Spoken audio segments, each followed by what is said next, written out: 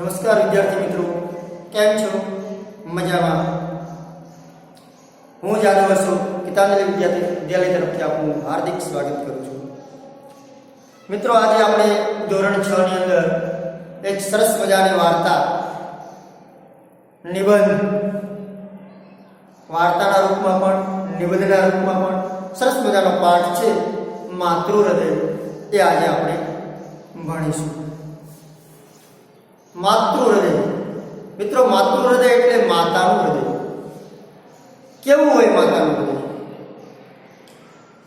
તો સૃષ્ટિની અંદર, સંસારમાં ભગવાને સંબંધો ઘણા બધા બનાવ્યા છે. મા, બાપ, ભાઈ, બહેન, આપણા ઘણા સગા સંબંધીઓ હોય છે, પરંતુ માં એક વિશેષ સંબંધ ધરાવે છે. ઘણા બધા કવિઓએ માં વિશે ઘણું બધું લખ્યું છે, કાવ્યો પણ લખ્યા છે, માં વિશે મોટા મોટા નિબંધો પણ લખાયા છે. તો એક સૃષ્ટિનું નિરાળું પાત્ર છે માં. માનો પ્રેમ કેવો હોય મિત્રો? એક કવિ બોટાદકરની કાવ્ય પંક્તિ છે, એને સરસ મજાનો માનો પ્રેમ વ્યક્ત કરતું કાવ્ય લખ્યું છે. મીઠા મધુને મીઠા મેહુલા રેલોલ, એથી મીઠી મોરી માતૃ, જનનીની જોડ સખી નહીં જડે રેલો. કવિ બોટાદકરે એ જનનીની જોડ સખી નહીં જડે રેલો કાવ્યની અંદર માની સરખામણી કોઈની સાથે થાય નહીં. માના પ્રેમ સાથે બીજા કોઈનો પ્રેમ સરખાવી શકાય નહીં. માના પ્રેમની તોલે કોઈ આવી શકે એમ નથી, એવું કાવ્યમાં બોટાદકરે કહ્યું છે. આપણા લોક સાહિત્યકાર અને કવિ એવા દુલાભાઈ ભાયાભાઈ કાગ, એટલે કે દુલાભાયા કાગ, એમણે પણ એક દુહાના રૂપમાં માનો પ્રેમ વ્યક્ત કર્યો છે. એમણે કીધું છે, મોઢે બોલું માં, મને સાચે જ નાનપણ સાંભળે, પણ આ મુટપની મજા મને કડવી લાગે કાગડા. દુલાભાઈ ભાયાભાઈ કાગ કહે છે કે જ્યારે હું મારા મોઢેથી માં શબ્દ બોલું છું, ત્યારે મને ખરેખર મારું નાનપણ યાદ આવે છે. અને અત્યારે હું મોટો થઈ ગયો છું, તો આ મોટપની જે મજા છે એ મને કડવી લાગે છે, એટલે મને ગમતી નથી. ખરેખર જે નાનપણમાં માના ખોળામાં રમવાનો જે આનંદ હતો, માનો જે પ્રેમ મળતો હતો, એ જે કંઈ મજા હતી એવી અત્યારે નથી આવતી. એક વિચારક નેપોલિયન, વિશ્વ વિચારક, એણે પણ કીધું છે કે એક માતા છે એ 100 શિક્ષકની ગરજ સારે છે. એક માતા 100 શિક્ષકની ગરજ. 100 શિક્ષકો મળી અને બાળકને જે કંઈ સંસ્કાર ન આપી શકે, શિક્ષા ન આપી શકે, એ શિક્ષા એક માતા આપી શકે છે. એટલે વિચારકો, કવિઓ, લેખકો, સાહિત્યકારો, બધા જ લોકોએ માની જે કંઈ માનો જે પ્રેમ છે એ પ્રેમ વ્યક્ત કરતી વાતો લખી છે. આજે આપણે માતૃ હૃદય વિશે જ્યારે ભણી રહ્યા છીએ, મા વિશે જ્યારે ભણી રહ્યા છીએ, ત્યારે માતાનો પ્રેમ કેવો હોય તો આપણે બધા જાણતા જ હોઈએ. મિત્રો, ભગવાને જ્યારે આ સૃષ્ટિમાં જ્યારે કંઈ પણ સર્જન, પહેલું સર્જન જ્યારે કર્યું હશે, ત્યારે કદાચ એણે સૌ પહેલાં મા બનાવ્યું હશે, પછી આ સૃષ્ટિનું સર્જન થયું હશે. જો મા ન હોત તો મિત્રો શું થાત? કલ્પના કરો તમે. જો મા જ ન હોત તો કલ્પના કરો કે આ સૃષ્ટિનું સર્જન કેવી રીતે થયું. આ સંસ્કાર કોણે આપ્યો? અને મા છે ને, એ માત્ર મનુષ્ય જીવનની વાત નથી. પશુ જો, પક્ષીઓ જો, તમામ સજીવની અંદર માનો પ્રેમ તો સરખો જ હોય છે. જેવી રીતે માણસની અંદર માણસને જેની માતાનો પ્રેમ મળે છે એવો જ કોઈ પશુને પણ એની માનો પ્રેમ મળતો છે. ગાયને પણ એને વાછરડું વાલું જ હોય છે. જેમ માતાને એનું બાળક વાલું હોય છે તેમ ગાયને એનું વાછરડું વાલું હોય છે. બકરીને એનું લવારું વાલું હોય છે. મિત્રો, બાળક ગમે તેવું હોય, લૂલું, લંગડું, બહેરું, મૂંગું, પણ એને માતાને એના જે બાળક બીજા બધું બાળકો હોય એટલો જ એને પ્રેમ આપે. એને ક્યારે એના પ્રત્યે નફરત ક્યારે આવતી નથી. એક સંતાન હોય તો પણ ભલે, કોઈ પણ માતાને એક જ સંતાન હોય તો પણ ભલે, અને કદાચ 5 કે 7 સંતાન હોય તો પણ ભલે, પણ એનો જે પ્રેમનો જે પ્રવાહ છે એ બધા ઉપર સરખો જ વહેતો હોય છે.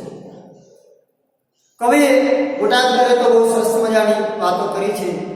એને તો એવું પણ કહ્યું છે કે વરસાદની એને ઉપમા આપી છે કે મેઘ તો વર્ષમાં એક જ વર્ષ વરસતો હોય છે, પણ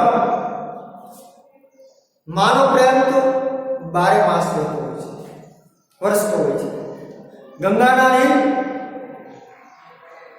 એ વહેતા હોય છે, એવી જ રીતે એ 12 માસ કદાચ ન પણ વહી શકે, પણ માતાનો પ્રેમ 12 માસ વહેતો હોય છે.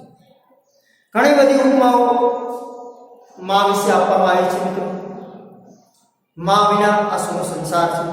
કહેવત છે, મા તે મા, બીજા બધા વગડાના વા. ગોળ વિના સોનો કંસાર અને મા વિના સોનો સંસાર. ઘણી બધી કહેવતો, લોકોક્તિઓ, કાવ્ય પંક્તિઓ, નિબંધો, વાર્તાઓ મા વિશે જેટલું પણ લખાયું છે એટલું ઓછું છે. માતાનો પ્રેમ છે એ અનન્ય પ્રેમ છે. દુનિયામાં માતાના પ્રેમની તોલે બીજા કોઈનો પ્રેમ આવી શકતો નથી. આજે આપણે જે આ પ્રકરણ ભણવાના છીએ એ પ્રકરણની અંદર પણ એક પશુ, પ્રાણી અને એક માનવ, બંનેના શિશુ અને બંનેની માતાનો જે પ્રેમ છે એ પ્રેમ કનૈયાલાલ રામાનુજી સરસ રીતે વાર્તાના રૂપમાં વર્ણવેલો છે. અને વાર્તા વાંચતા ખરેખર આપણને માતાના પ્રેમ વિશેની એનો ખ્યાલ આપણને આવે છે. માતાનો પ્રેમ છે એ એના વિશે તો ઘણા બધા નિબંધોને ઘણું બધું લખાયું છે. આપણે આપણી પોતાની જ જો કલ્પના કરીએ કે કદાચ આપણને મા ન હોય તો શું થાય. અને મિત્રો, જેને મા નહીં હોય, જેની મા હોય, મા વગર કોઈ સંતાન ન હોય, પરંતુ જેની મા નાનપણથી જ કદાચ કુદરતી રીતે એનું અવસાન થઈ ગયું હોય અને જે બાળક છે એને માતાનો પ્રેમ નહીં મળ્યો હોય, એની તમે સ્થિતિ જોશો. અને જે બાળક એને માના સંસ્કાર પામીને એના માના પ્રેમથી ઉછર્યો છે એની સ્થિતિ જોઈએ. ઘણો બધો તફાવત આપણને એમાં જોવા મળશે. આપણને જન્મ મા અને બાપ બંને થઈને આપે છે. પણ પિતા પણ આપણને પ્રેમ તો કરતા જ હોય છે, પરંતુ જે માતા જે પ્રેમ કરે છે એવો પ્રેમ કદાચ પિતા નહીં કરી શકતા હોય. કેમ કે પિતાનું હૃદય છે એ થોડું કઠોર હોય છે, જ્યારે માતાનું હૃદય તો એકદમ મુલાયમ, કોમળ હોય છે. ક્યારેક આપણે કોઈ ગુનામાં આવીએ, કોઈ વાંકમાં આવીએ તો મા આપણને મારે પણ ખરી, મા આપણને મારે પણ ખરી, પણ છેવટે એનો પ્રેમ જ્યાં સુધી એ બાળક જમે નહીં ત્યાં સુધી એ માતા પણ જમતી નથી. અને હંમેશા એના બાળકની એને ચિંતા થતી હોય છે. એટલા માટે માતાના પ્રેમની ઉચ્ચ કોટીનો પ્રેમ કવિઓએ દર્શાવેલો છે. આજે આપણે આ માતાના પ્રેમ વિશેનું જે આ પ્રકરણ છે એ ભણીએ છીએ. એ પહેલાં આપણે આજે એના જે લેખક છે કનૈયાલાલ રામાનુજ, એનો ટૂંકો આપણે પરિચય મેળવીએ. તો મિત્રો, સરસ મજાનું આ પ્રકરણ જે આ કૃતિ રચી છે કનૈયાલાલ રામાનુજે, એ એનો પ્રકાર છે વાર્તા. મિત્રો, આ એક ગદ્ય સ્વરૂપ છે. ગદ્યની અંદર ઘણા બધા પ્રકારો આવતા હોય છે. જેમ કે કોઈ વાર્તાના રૂપમાં ગદ્ય લખાયું હોય, કોઈ નિબંધના રૂપમાં લખાયું હોય, કોઈ આત્મકથાના રૂપમાં લખાયું હોય, કોઈ નાટકના રૂપમાં લખાયું હોય, એકાંકીના રૂપમાં લખાયું હોય કે નવલકથાના રૂપમાં પણ લખાયું હોય. જેવી રીતે કાવ્યોના બધા પ્રકારો છે. ગીત કાવ્ય, સોનેટ કાવ્ય, છંદ, રૂપક કાવ્ય વગેરે. તો એવી રીતે આ ગદ્યની અંદર પણ પ્રકારો હોય છે. તો એમાંનો એક પ્રકાર છે વાર્તાનો પ્રકાર. તો આ વાર્તા માતાના હૃદયમાં જે બાળક માટે જે પ્રેમ હોય છે એની એક સરસ મજાની વાર્તા કનૈયાલાલ રામાનુજે લખી છે. એ એમનું પૂરું નામ હતું કનૈયાલાલ લક્ષ્મીરામ રામાનુજ. એમનું આખું નામ હતું કનૈયાલાલ લક્ષ્મીરામ રામાનુજ. એમનું જન્મસ્થળ આપણે નજીકમાં જ એટલે કે અહીંથી 20 કિલોમીટર દૂર વઢવાણા નામનું જે ગામ આવેલું છે આપણા સુરેન્દ્રનગર જિલ્લાનું, ત્યાં એમનો જન્મ થયો હતો. અને એમનું જન્મ તારીખ હતી 1/11/1938 રોજ જન્મ્યા હતા. એમનું અવસાન 26/4/2002 ના દિવસે થયું હતું. મિત્રો, માતૃહૃદય વાર્તાના જે લેખક છે કનૈયાલાલ રામાનુજ, તેઓ વ્યવસાય એક શિક્ષક હતા. એમણે ઘણા બધા પુસ્તકો લખ્યા છે. એમાંના પુસ્તકોની વાત કરીએ તો સાબરનું અપમાન, રીછ દરબારમાં 11 રાતો, અપંગ તનના નહીં પણ મનના, અપંગ તનના નહીં પણ મનના, આ એમની પ્રસિદ્ધ કૃતિઓ છે, પુસ્તકો છે. તો આ આપણે પરિચય કર્યો માતૃહૃદય વાર્તાના લેખક કનૈયાલાલ રામાનુજ. હવે આપણે પ્રકરણ પરિચય ટૂંકમાં સમજશું. તો આ વાર્તા છે એ માતાનો પ્રેમ વ્યક્ત કરતી એક વાર્તા છે. આ વાર્તામાં માતાના હૃદયમાં બાળક પ્રત્યે, પોતાના શિશુ પ્રત્યે જે ભાવ ભરેલા છે, જે ભાવ રહેલા છે, એ ભાવને વ્યક્ત કરવામાં આવ્યા છે. ગીરના જંગલની આ વાત છે કે જ્યાં માલધારી સમાજની એક સ્ત્રી, એ સ્ત્રીનો એક પ્રસંગ છે. એ માલધારી સ્ત્રી જ્યારે આ ગીરના જંગલમાં બળતણ વીણવા માટે જાય છે, સાથે 4 વર્ષનું એનું બાળક છે. એ બાળક છૂટતું થોડું દૂર ચાલી જાય છે અને સામેની ગુફામાંથી ભેખડ ઉપર એક શેરનું બચ્ચું ભેખડ ઉપર ઉતરવાનો પ્રયત્ન કરતું હોય છે. એકદમ સાવ તાજું જન્મેલું આ શેરનું બચ્ચું આ 4 વર્ષનું બાળક જોઈ જાય છે. એને પણ ગલુડિયા રમવાની આદત સાથે એ બાળક એ સિંહના બચ્ચાને તેડી લે છે અને રમાડવા લાગે છે. સિંહણને ખબર પડે છે એટલે ત્રાડ નાખતી આ બાળકની પાછળ ચાલી આવે છે.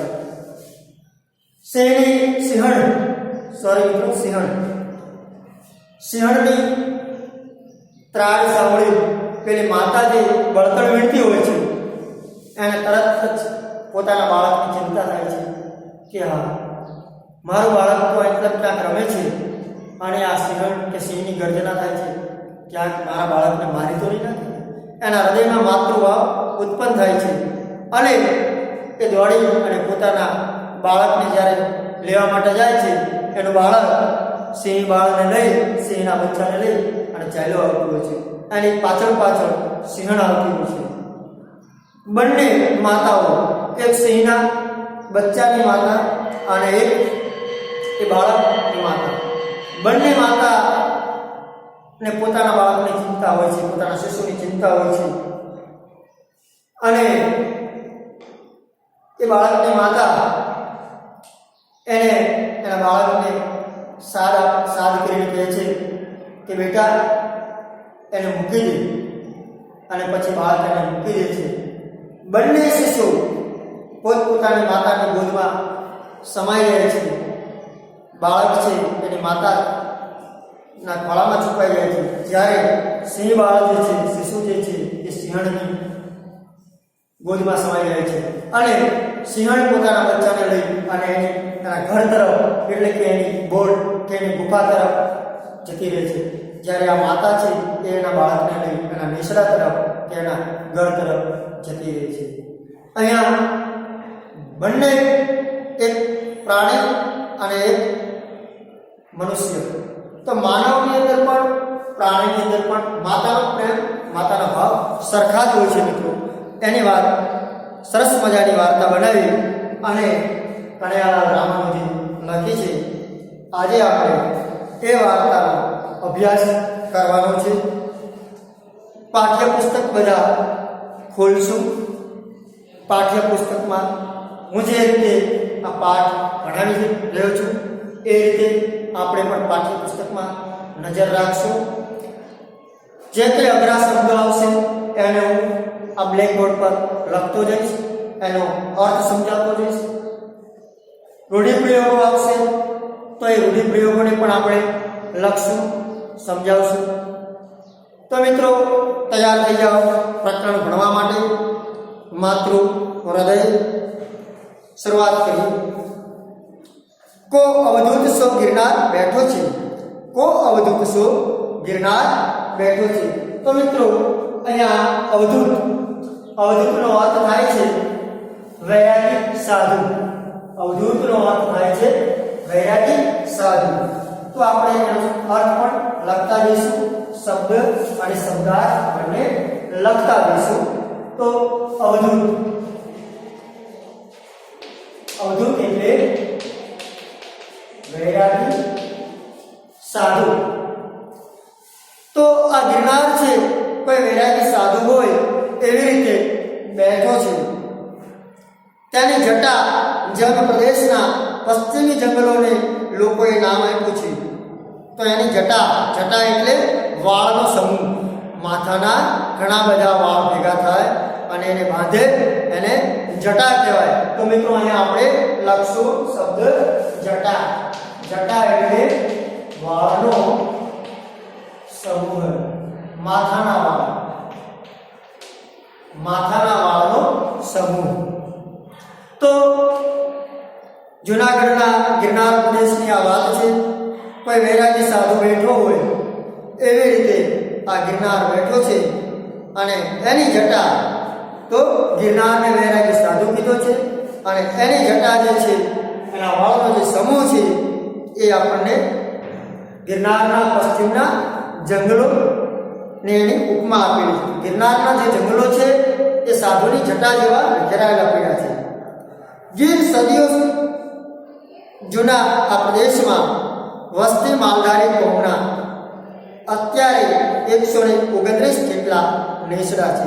સદી એટલે 100 વર્ષનો સમૂહ. સદી એટલે 100 વર્ષનો સમૂહ. 100 વર્ષ પૂરા થાય એટલે સદી કહેવાય. તો આ જે ગીર છે એ સદીઓ જૂના એટલે 100 વર્ષ જૂનો આ જે પ્રદેશ છે ગીર પ્રદેશ, એ પ્રદેશની અંદર માલધારી કોમ જે ભેંસો અને ઢોરાઓ ચરાવવાનો જે વ્યવસાય કરતા હોય એવા આ માલધારી કોમ છે. કોમ એટલે જાતિ. માલધારી કોમના આશરે 129 જેટલા નેસડા એટલે કે એમના ઝૂંપડાનો સમૂહ. નેસડા.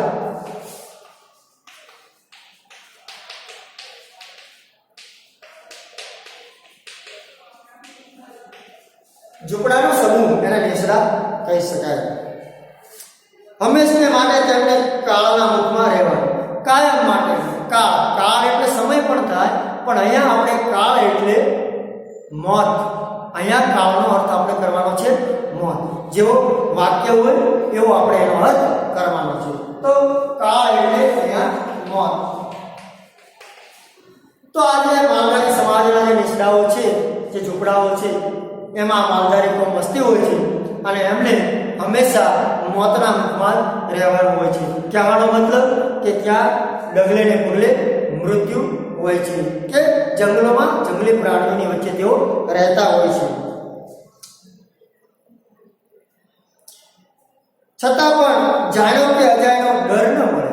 એમને જાણીતો અજાણ્યો કોઈ પણ પ્રકારની એમને બીક લાગે નહીં. આ માલધારી કોમના લોકો છે, મોતના મુખમાં જ રહે છે. જંગલી પ્રાણીઓ જંગલમાં વસતા હોય તેઓની વસ્તી પણ ત્યાં જ છે, છતાં પણ એને કોઈ પણ પ્રકારનો એમને ડર લાગતો નથી. સાવજના ગુફાટા અને દીપડાની ઊંચાઈ સાથે તેમણે આજીવન ઝઝૂમવું પડે. સાવજ એટલે સિંહ, એ તો ખબર જ છે. તો એમને હંમેશા સાવજ જે ભૂરકીઓ કરતો હોય, ગર્જનાઓ કરતો હોય, એમને કાયમ સાંભળવાનું. અને દીપડો છે એ છેતરી અને ક્યારેક એના માલઢોર પર હુમલો કરતો હોય, ક્યારેક પોતાના પર પણ હુમલો કરતો હોય. તો આવી બધી પરિસ્થિતિઓની વચ્ચે એમને કાયમ રહેવાનું હોય છે, એમની સામે લડવાનું હોય છે, ઝઝૂમવાનું હોય છે. ક્યારે શું બને તે કહેવું મુશ્કેલ નથી. ક્યારે શું બની જાય, ક્યારે કોઈ સિંહ આવે અને કોઈ ઢોર ઉપાડી જાય, ઢોરનું મારણ કરી જાય, કોઈના પર હુમલો કરી જાય, કોઈ દીપડો આવી જાય કે આવા જંગલી પ્રાણીઓ આવી જાય, તો ક્યારે આ ઘટનાઓ બને એની કંઈ પણ ખબર પડે નહીં.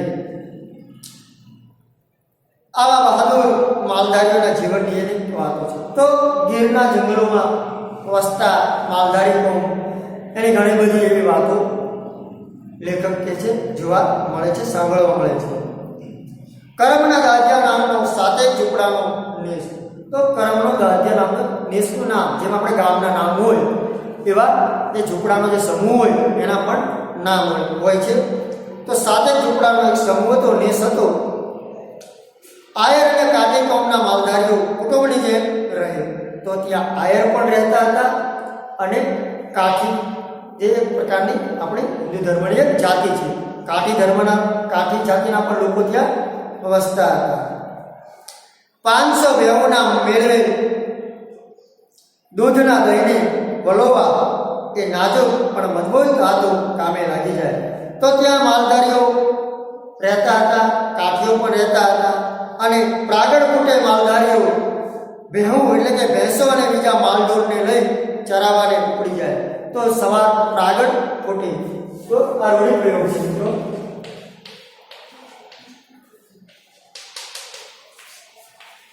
પ્રાગડ કૂટે, પ્રાગડ કૂટવું, પ્રાગડ કૂટવું.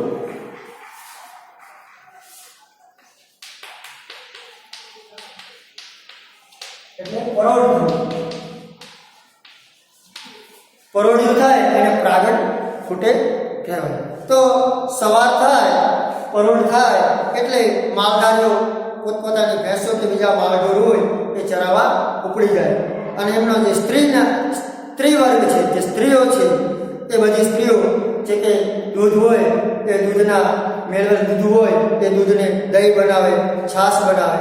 એવા એમના આજે આયર કોમ, માલધારી કોમ, એની જે સ્ત્રીઓના જે નાજુક હાથ છે એ નાજુક હાથ જે દૂધ દહીં વલોવા કામે લાગી જાય.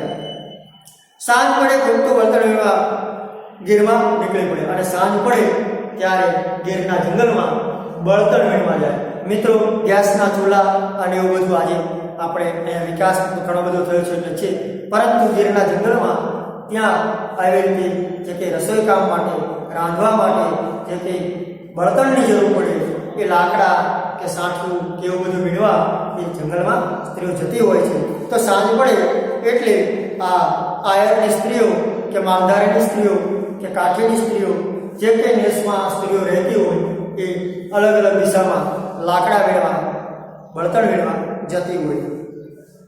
કોઈ શહેરી સ્ત્રી શોપિંગ સેન્ટર પર ખરીદી કરવા નીકળે તેમ. જાણે કે શહેરમાં કોઈ સ્ત્રી હોય, શહેરની આધુનિક સ્ત્રીઓ શોપિંગ સેન્ટરમાં ખરીદી કરવા જાય, એવી જ રીતે આ નેસડાની સ્ત્રીઓ ગીરના જંગલમાં બળતણ વીણવા જતી હોય છે. આવી અગેર ઉંમરની એક બાઈ એક સાંજે કરગઠિયા વીણવા નીકળી. મિત્રો, કરગઠિયા એટલે કે બળતણના જે સાંઠના લાકડાના ટુકડા. કરગઠિયા એટલે બળતણ અથવા લાકડાના નાના નાના ટુકડા. તો આપણે લખીશું કરગઠિયા. તો લાકડાના નાના નાના ટુકડા. લાકડાના નાના નાના ટુકડા એને ગીરની ભાષામાં કરગઠિયા શબ્દ આપવામાં આવ્યો છે. તો આ કરગઠિયા મેળવવા માટે એક આધેડ એટલે કે 40 વર્ષની 40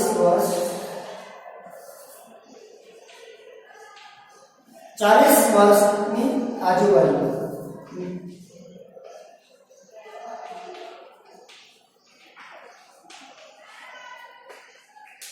40 વર્ષની આજુબાજુની ઉંમર હોય એને આધેડ ઉંમરની વ્યક્તિ કહેવાય. તો આ 40 વર્ષની આજુબાજુની એક સ્ત્રી એ આ કરગઠિયા મેળવવા માટે નીકળી. આરે 4 વર્ષનું બાળક, વર એટલે કે વર્ષ, તો એની સાથે 4 વર્ષનું એક બાળક છે. માતા તો સૂકા લાકડા વીણતી આગળ નીકળી ગઈ. હવે બાળક અને માતા સાથે છે, પણ માતા છે એ લાકડા વીણતી આમ થોડીક આગળ નીકળી જાય છે. પહેલું બાળક દેવું પૂર્ણ ચૂંટતું માની પાછળ એની માની પાછળ જતું હતું. તો બાળક છે માતા લાકડા વીણતી આગળ જાય છે અને આ બાળક છે એ આ પૂરડા ચૂંટતું એની પાછળ જાય છે. એટલામાં તેની નજર સામેની ભેખડના પથ્થર પર પડી. તો એની નજર ક્યાં પડી? તે સામે ભેખડ હતી. એ ભેખડની જે પથ્થર હતો એની ઉપર એની નજર પડી બાળકની. ત્યાં કંઈક ગલુડિયા જેવું ઉ કરતું હલતું હતું. તો એ ગલુડિયા જેવું કંઈક નાનું શિશુ, કંઈક ગલુડિયા જેવું એક બચ્ચું એ ઉકારા કરતું હતું. બાળકને રસ પડી ગયો. રસ પડવો એટલે આ પણ રૂઢિપ્રયોગ છે મિત્રો. રસ પડવો. તો રસ પડવો એટલે મજા આવે, એમાં આનંદ આવે, એમાં રસ પડવો એટલે મજા આવે. તો બાળકને મજા પડે. એ જે ગલુડિયા જેવું એક બચ્ચું હતું, ઉકારા કરતું હતું, તો એને જોઈને એને રસ પડ્યો. તે પાછળની બાજુથી ભેખડ પર ચડી પહેલા માંસના લોચા જેવા નવજાત શિશુને જોવા લાગ્યો. અને એ જે પાછળની બાજુ જે ભેખડ હતી એ ભેખડ ઉપર ચડ્યો અને આ બચ્ચું તો હજી તાજું જન્મેલું હતું, માંસના લોચા જેવું હતું. એ બચ્ચાને જોવા માટે એ ઉપર ચડ્યું. બચ્ચું તેના નાના પગ વડે ભેખડ ઉતરવા કોશિશ કરતું. આ બચ્ચું હતું એના નાના પગથી જે ભેખડ ઉપર હતું ત્યાંથી નીચે ઉતરવાનો એ પ્રયત્ન કરતું હતું, પરંતુ ઉતરાતું નહીં. પરંતુ હજુ એ તાજું જન્મેલું હતું. કદાચ એકાદ દિવસ થયો હશે એટલે એ ચાલી શકે એમ નહોતું અને ભેખડ ઉતરી શકે એમ નહોતું, એટલે એનાથી ઉતરાયું નહીં. તેથી વિચિત્ર અવાજ કરતું હતું અને એના લીધે વિચિત્ર અવાજ કાઢતું હતું. બંને એકબીજા સામે આંખ પરોવી જોઈ લે. બચ્ચું અને બાળક, સિંહણનું બચ્ચું અને એ બાળક બંને એકબીજાની સામે આંખ પરોવી. તો આંખ પરોવી મિત્રો, આંખ પરોવી. તો આંખ પરોવી એટલે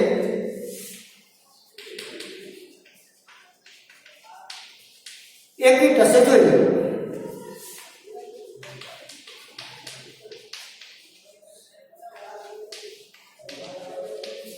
બંને સામે આંખ પરોવી એટલે કે એકબીજા એકી ટસે સામે જોઈ રહ્યા. તેથી વિચિત્ર અવાજ કરતો હતો, એકબીજાની સામે આંખ પરોવી જોઈ રહ્યા. ક્ષણમાં દોસ્તી બંધી. એક પળવારમાં જાણે કે બંને મિત્રો હોય, બંને બાળક અને પેલું સિંહણનું બચ્ચું મિત્રો હોય, એવી રીતે બંને વચ્ચે દોસ્તી થઈ ગઈ. પહેલા માલધારીના બાળકે તેને વહાલપૂર્વક ગોદમાં તેડી લીધું. જે માલધારીનું જે 4 વર્ષનું બાળક હતું એ બાળકે આ સિંહના બચ્ચાને આમ ગોદમાં લઈ લીધું, તેડી લીધું. પોતાના નવા દોસ્તોને વહાલથી હાથ ફેરવતો નેસ બની જવા લાગ્યો. અને પછી તેને ખબર નથી કે આ સિંહનું બચ્ચું છે, ક્યારેક હમણાં સિંહણ આવશે અને આ બચ્ચાને એ ગોદશે અને મને સિંહણ મારી નાખશે. એ બાળક હતો, નિર્દોષ હતો, એને એમ કંઈ ખબર પડતી નહોતી. એને તો બસ એ બચ્ચું એને ગમી ગયું અને એની સાથે વહાલ કરતું એને રમાડતું આ જે 4 વર્ષનું બાળક હતું એને એને લઈ અને એ પોતાના દેશ તરફ, પોતાના ઘર તરફ ચાલવા લાગ્યો. નવા દોસ્ત સાથે ભોળો શિશુ કાલી બોલીમાં વાત કરતો હતો. ભોળો શિશુ જે આ નવો દોસ્ત મળી ગયો આ સિંહણનો, એના સાથે કાલી કાલી લાડક, જેમ આપણને આમ મીઠી લાગે એવી કાલી કાલી બોલીમાં, બાળ ભાષામાં એની સાથે વાતો કરતો હતો. પરંતુ ત્યાં જ પાછળ ડળક સાંભળે. ડળક એટલે મિત્રો સિંહની ગર્જના.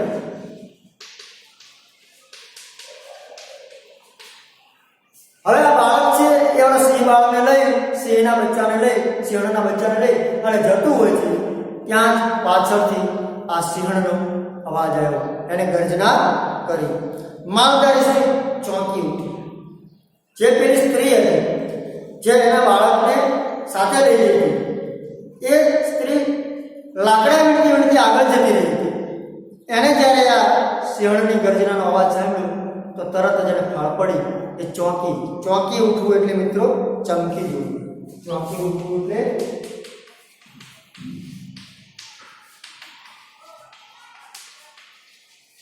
એ ચોંકી ગઈ અને તરત એનો બાળક ક્યાં જાય કે હા, હું મારા બાળકને સાથે લાવી છું અને હું લાકડા વીણતી આગળ નીકળી ગઈ છું અને આ સિંહનો અવાજ ક્યાંક મારા બાળકને કે મારી તો નહીં નાખે ને, આવી એને ડર લાગ્યો અને એ ચોંકી ગઈ, એ ચમકી ગઈ. તેને પોતાની સાથે આવેલ બાળકનું ઓસાણ આવ્યું. એને પોતાની સાથે જે બાળક હતો એ બાળકનું ઓસાણ આવ્યું એટલે યાદ આવ્યું. ઓસાણ એટલે મિત્રો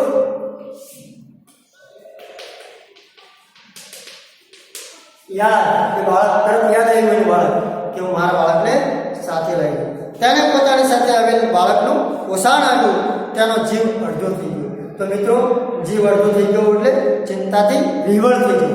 જીવ અડધો થઈ ગયો. જીવ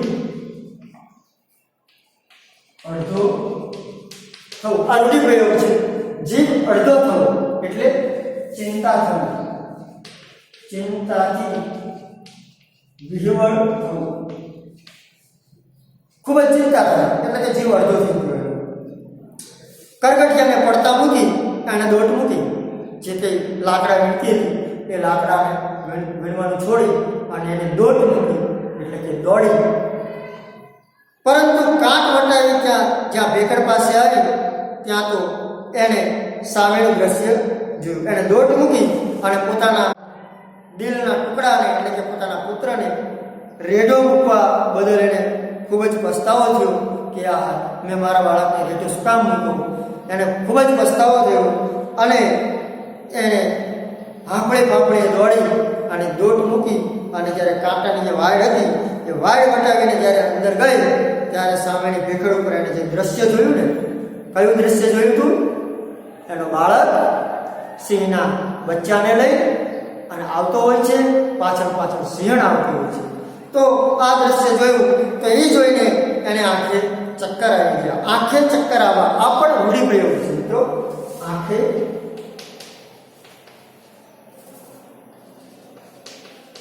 ચક્કર આવવા. તો આંખે ચક્કર આવવા એટલે બીકને લીધે બધું ગોળ દેખાવ. બીક લાગે એટલે એને બધું ગોળ દેખાવે. તો એનો મતલબ શું છે? બીકને કારણે ગોળ ફરતું દેખાવું. બીકના કારણે બધું ગોળ ફરતું દેખાય. તો એને આંખે ચક્કર આવ્યા, બધું ગોળ ફરતું દેખાવા લાગ્યું. એણે જે દ્રશ્ય જોયું કે એનું બાળક સિંહણના બચ્ચાને લઈને આવે છે, પાછળ સિંહણ પણ આવે છે. તો સિંહણ કેટલી ગુસ્સામાં હશે એને બધી એને કલ્પના કરવા લાગી. હવે શું થશે? હવે મારા બાળકને મારી નાખશે. આ બધી એના માતાના જે અંદરના જે ભાવ છે એ વ્યક્ત થવા લાગે છે. તે જોઈને તેને ચક્કર આવી ગયા. ધરતી ગોળ ફરતી લાગી. પોતાનું અસ્તિત્વ ભૂલાતું લાગ્યું. એને ચક્કર આવવા લાગ્યા. ધરતી ગોળ ફરવા માંડી અને એને કે જાણે પોતાનું કોઈ અસ્તિત્વ જ ન હોય એવું એને લાગ્યું. વાત એમ હતી કે ભેખડની બકોલમાં સિંહણે બચ્ચાને આગલા દિવસે જન્મ આવ્યો. ભેખડની બકોલ એટલે ગુફા. બકોલ એટલે ગુફા. જે ભેખડ હતી પહાડ જે હોય એના જે અંદર આમ બનાવે પ્રાણીઓ પોતાના રહેવા માટે પોતાનું ઘર બનાવે ખોદીને એને ભેખડ કહેવાય કે ત્યાં ઠંડી તડકો અને વરસાદથી બચી શકાય. તો એ ભેખડ હતી ત્યાં સિંહણે આગલા દિવસે આ બચ્ચાને જન્મ આપેલો એટલે બે બચ્ચા બોર્ડમાં હતા. તો સિંહણના બે બચ્ચા હતા બોર્ડ એટલે પણ ગુફા અથવા બકો. બોર્ડ એટલે ગુફા અથવા બકો. તો એ બકોની અંદર ગુફાની અંદર બોર્ડમાં બે બચ્ચા હતા. કેટલા હતા? બે. આમાંનું એક બહાર નીકળી ગયું અને એમાંથી એક બચ્ચું કદાચ બહાર નીકળી ગયું હશે. સિંહણ મારણની તપાસમાં નજીક ગયેલું અને સિંહણ છે એ મારણ એટલે કે શિકાર કરવા માટે ખોરાકની શોધમાં ક્યાંક નજીકમાં ગયેલી એની પાછળ. પરંતુ માનવ બાળની ગંધે સિંહણ તરત જ પોતાની ગોળ તરફ પોતાના વાલ છોયાના રક્ષણ માટે દોડી ગયો. હવે આ સિંહણ ગયેલી તો એને માનવ ગંધે માણસની વાસ આવે પ્રાણીને, તો એને તરત માણસની વાસ આવી એટલે તરત એ સિંહણને પણ પોતાના શિશુની ચિંતા થઈ, એના બચ્ચાની ચિંતા થઈ એટલે તરત એ પાછી આવી. એને લાગ્યું કે માણસ આવ્યો છે અને મારા બચ્ચા જે છે બોર્ડમાં એને મારી નાખશે. તો એના બચ્ચાની એને પણ ચિંતા થઈ, કારણ કે એ પણ એક માં છે મિત્રો. એ પણ એક માં છે, ભલે તે પ્રાણી છે. તો મેં પહેલાં પણ કહ્યું હતું માના પ્રેમ વિશેની વાત જ્યારે મેં કરી તમને શરૂઆતમાં, ત્યારે મેં પણ કહ્યું હતું કે બાળક કે બચ્ચું, સિંહનું બચ્ચું, બંનેની માતા અને બંનેનો પ્રેમ સરખો છે. પ્રાણી હોય તો ભલે કે પછી મનુષ્ય હોય તો ભલે, પણ માતાનો પ્રેમ તો બધાના દિલમાં સરખો જ હોય છે. તો એને પણ પોતાના સિંહ બાળાની ચિંતા થઈ, એના શિશુની ચિંતા થઈ, માણસની ગંધ આવી એટલે એને બચ્ચાની ચિંતાને કારણે પાછી આવી અને એને પોતાના વાલ છોડના રક્ષણ કરવા માટે આવેલી. જ્યારે પોતાના શિશુને પેલો બાળક ઉઠાવી જતો હતો એટલે એને દૂરથી જ ત્રાડ નાખી અને એને જોયું કે મારા બચ્ચાને આ બાળક કે આ માણસ આ લઈને જાય છે એટલે એને ત્રાડ નાખી, ગર્જના કરી.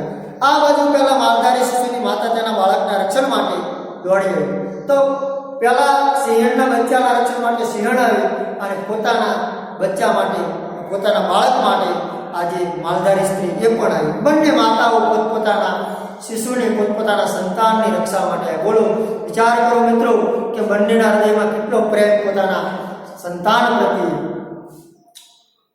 તરત જ બંને સ્ત્રીઓ, એક સ્ત્રી અને એક સિંહણ, એક પ્રાણી અને એક મનુષ્ય, બંનેના માતૃ હૃદયની અંદર પોતપોતાના સંતાન વિશે, પોતપોતાના બાળક વિશે, પોતપોતાના સંતાન વિશે જે પ્રેમ હતો એ સરખો જ વ્યક્ત થવા લાગ્યો. માલધારી શિશુની માતા પણ એના બાળકના રક્ષણ માટે દોડી આવી. વચ્ચે બે ભૂલકા, એક સિંહ બાળક અને એક બાળક. એક પશુ દેહધારી, એકમાં પશુનો દેહ હતો, શરીર હતું, અને એકમાં માનવ દેહ હતું. પણ બંને નિર્દોષ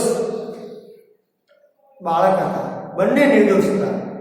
બંનેમાં એકને ખબર નહોતી કે સિંહ અને માણસની દૃષ્ટિ થાય કે ન થાય. તો બંનેની માતાનો પ્રેમ સરખો જ એમને મળેલો હતો. કુદરતની કેવી બલિહારી, લેખક એમ છે કે કુદરતની કેવી બલિહારી કહેવાય કે એક પ્રાણી છે અને એક મનુષ્ય છે, બંને નિર્દોષ બાળક છે, બંનેની અંદર સરખો જ પ્રેમ વ્યક્ત થયેલો છે. માલધારી સ્ત્રીએ દૂર રહી પોતાના બાળકને બગલમાં રહેલ સિંહ બાળકને છોડી દેવા. જે બાળક છે એ આવી રીતે બગલમાં જે સિંહના બચ્ચાને લઈને જતો હતો, તો માલધારી સ્ત્રીએ દૂરથી અવાજ કર્યો અને હાથ કર્યો કે બેટા છોડી દે. અને 3 વાર કીધું કે તું એ સિંહના બચ્ચાને છોડી દે. પણ બાળક હાથ આવેલો આવું અદ્ભુત રમકડું કેમ કરી છોડ્યું? બાળકને તો રમકડા જેવું હતું. જે સિંહ બાળક જે હતું, સિંહનું શિશુ હતું, સિંહનું બચ્ચું હતું, એ આ બાળકને તો રમકડા જેવું. એને તો નિર્દોષ, એને કંઈ ખબર નહોતી કે આ સિંહણ માણસને મારી નાખે, કે એના બચ્ચાને રમાડાય ન રમાડાય, એને અડાય ન અડાય. તો એ તો પોતાના નિર્દોષ ભાવે એને રમાડતું હતું. એને તો એક સરસ મજાનું અદ્ભુત અજીબ રમકડા જેવું હતું. તો એ કેમ કરીને એને છોડી દે? માનો જીવ તાળવે ચોટ્યો, એની માનો જીવ તાળવે ચોટ્યો. એટલે કે જાણે હમણાં જ જીવ જતો રહેશે એવું થયું. જીવ તાળવે ચોટ્યો, જીવ તાળવે ચોથું એટલે કે જાણે હમણાં જીવ જશે એવી સ્થિતિમાં આવો, જાણે હમણાં જીવ જતો રહેશે એવું લાગે, ત્યારે હમણાં જીવ જતો રહેશે એવું લાગે આપણે, એટલે કે એને જીવ તાળવે છોડ્યો. તો માતાને લાગી કે હમણે મારો જીવ નીકળી જશે, હું આ જોઈ નહીં શકું, સિંહણ મારા બાળક પર હુમલો કરશે એ હું જોઈ નહીં શકું, હું મરી જઈશ એવું એને લાગ્યું. પાછળ દુકાન કરતી સિંહણ સાવ નજીક આવી ગઈ હતી અને એની પાછળ સિંહણ ભૂરક્યા કરતી એની પાછળ આવતી હતી. કોણ જાણે ક્ષણમાં શું બનશે, ખબર નથી પડતી કે પળવારમાં શું થઈ જશે. માનવ સ્ત્રીએ પોતાના બચ્ચાને પટાવતા છેલ્લી વિનંતી કરતા જાણે કે ચીસ પાડી, થોડીમાં બેટા મૂકી દે. એની માએ છેલ્લી વિનંતી કરી આ બાળકને અને ચીસ પાડી કીધું કે એને છોડી દે, તું એને મૂકી દે. સિંહણ પણ બાળકને ફક્ત 7 ફૂટ દૂર પાછળ ચાલી આવતી પુકાર કરતી હતી. એની આંખોમાં અજબ પરિવર્તન આવ્યું. સિંહણ જે સિંહ બાળક હતું એની 7 ફૂટ દૂર પાછળ આવતી હતી, તો એની આંખોમાં પરિવર્તન આવ્યું. એને ખ્યાલ આવી ગયો કે ઓહો, આ પણ એક સ્ત્રી છે, એ પણ એના બાળકની ચિંતા એને છે. જેવી રીતે મને મારા બાળકની ચિંતા છે, એવી રીતે આ સ્ત્રી છે એને પણ એના બાળકની ચિંતા છે. તો એ સિંહણ જે છે એ જે પોતાનો જે માનવ પ્રેમ સિંહણ એના બચ્ચા ઉપર વ્યક્ત કરતી હોય છે, એ જ માનવ પ્રેમ એને બાળકની માતામાં સિંહણને દેખાય છે અને સિંહણનું હૃદય પરિવર્તન થઈ જાય છે. માલધારી બાળકે સિંહ શિશુને પડતું મળ્યું અને માલધારી બાળક હતું એણે આ સિંહના બચ્ચાને પડતું મૂકી દીધું, છોડી દીધું, દોડીને માની ગોદમાં ભરાઈ ગયું અને પડતું મૂકી અને બાળક એની માના ગોદમાં સમાઈ ગયું. આ બાજુ પેલું સિંહ શિશુ પણ દોડતું માની ગોદમાં ચાલ્યું ગયું. બાળક છે સિંહના બચ્ચાને છોડ્યું, સિંહનું બચ્ચું દોડી એને માની ગોદમાં જતું રહ્યું. બાળક છે એની માની ગોદમાં, બંને પોતપોતાની માની સોળમાં સમાઈ ગયા. સામે બે માતાઓ અને વચ્ચે તેમના બે શિશુઓ, સામે એક બાજુ સિંહણ, એક બાજુ માલધારી સ્ત્રી. માલધારીની સ્ત્રીના ખોળામાં એની બાજુમાં પેલું એનું બાળક, સિંહણના એની ગોદમાં એનું સિંહનું બચ્ચું. બંને માતાઓએ હાથ મિલાવ્યો અને બે માતા, સિંહણે અને માલધારી સ્ત્રી, બંને માતાએ સામસામું જોયું, આંખ મિલાવી એટલે કે સામે જોવું, આંખ મિલાવી.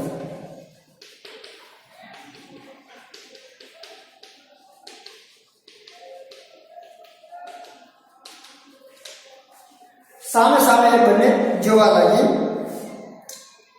માલધારી સ્ત્રી પાછા પગે ચાલી. માલધારી સ્ત્રી આમ પાછા પગે, સિંહણની બીકના કારણે પાછા પગે ચાલવા લાગી. એના ઘેર ગઈ, પોતાના દેશમાં જતી રહી. રહેઠાણમાં જવું હતું અને ક્યાં જવું હતું? પોતાના રહેઠાણમાં. જ્યારે સિંહણને તેના જંગલમાં પોતાની ગોળમાં જવું, માલધારી સ્ત્રીને પાછા પગે એ પણ જઈ એના રહેઠાણમાં, એના નિસડામાં, એના ઘરે. સિંહણ પણ એના જંગલમાં જે એની ગુફા હતી, એની ગોળ હતી, એ તરફ જતી રહી. એને પણ ઘેર જવું હતું. બંને માતાઓ પોતપોતાના શિશુને લઈ ચાલી ગઈ અને પોતપોતાના બચ્ચાને, બાળકને લઈ અને બંને માતા ચાલી ગઈ. જ્યારે સિંહણને તો જંગલમાં એની ગોળમાં જવાનું હતું, બંને માતા પોતપોતાના શિશુને લઈ ચાલી ગઈ. એમના ખોળિયા જુદા હતા. ખોળિયા એટલે શરીર, ખોળિયું એટલે આયા શરીરનો એક શબ્દ ખોળિયું. તો બંનેના ખોળિયા જુદા હતા, પરંતુ શિશુ પ્રત્યેની મમતા અને પ્રેમમાં કશો જ ભેદ નહોતો. ભેદ એટલે ફરક, તફાવત અથવા ફરક. તો બંને માલધારી સ્ત્રી અને સિંહણ, બંનેના શરીર જુદા હતા. એકને પ્રાણીનું શરીર હતું, એકને માનવનું શરીર હતું, પણ બંનેના હૃદયમાં પોતાના સંતાન પ્રત્યેની જે એક માતા તરીકેનો જે પ્રેમ હતો, માતા તરીકેની જે લાગણી હતી, એ એમાં જરા પણ ફેર નહોતો. ફેર હતો માત્ર કયો? પોતાના શરીરનો. પણ માતૃ હૃદય બંનેનું સરખો જ હતું, બંનેના સંતાનો પ્રત્યેનો પ્રેમ સરખો જ હતો. તો મિત્રો આ પ્રકરણની અંદર કનૈયાલાલ રામાનુજે આપણને એક પ્રાણીનું અને એક માનવનું બે ઉદાહરણ આપતી એક વાર્તા એમણે આપણને સમજાવી છે. માતાનો પ્રેમ વ્યક્ત કરતી વાર્તા આપણે આ પ્રકરણ સમાપ્ત કરીએ છીએ. અહીંયા પહેલો ભાગ પૂરો કરીએ છીએ. પછીના ભાગમાં, પછીના પીરિયડમાં જ્યારે પણ આપણે મળીશું ત્યારે આપણે એના રૂઢિપ્રયોગો હોય કે જે ભાષા સજ્જતાની અંદર જે કંઈ પ્રશ્નો હોય એ સોલ્વ કરશું અને સાથે સાથે આપણે લેસન પણ કરવું પડશે મિત્રો. તો આજે આપણે લેસનમાં અહીંયા જે રૂઢિપ્રયોગો આપેલા છે ને એ રૂઢિપ્રયોગો તમારા ટેક્સ્ટ બુકમાં પણ આપેલા છે, શબ્દ સમજૂતી પણ આપેલી છે. તો મિત્રો આપણે લેસનમાં, આપણે લેસનની નોટમાં આ બંને શબ્દ સમજૂતી અને રૂઢિપ્રયોગ જે પાના નંબર 49 પર આપેલા છે એ બંને આપણે સારા અક્ષરે લખીશું, પાકા કરીશું અને ઘેર બેઠા ઓનલાઈન શિક્ષણનો ભરપૂર લાભ ઉઠાવીશું. તો હવે આપણે રજા લઈએ, છૂટા પડીએ. તમારા સર અશોક જાદવને રજા આપો. ફરી મળીશું નેક્સ્ટ લેક્ચરમાં. ત્યાં સુધી આવજો.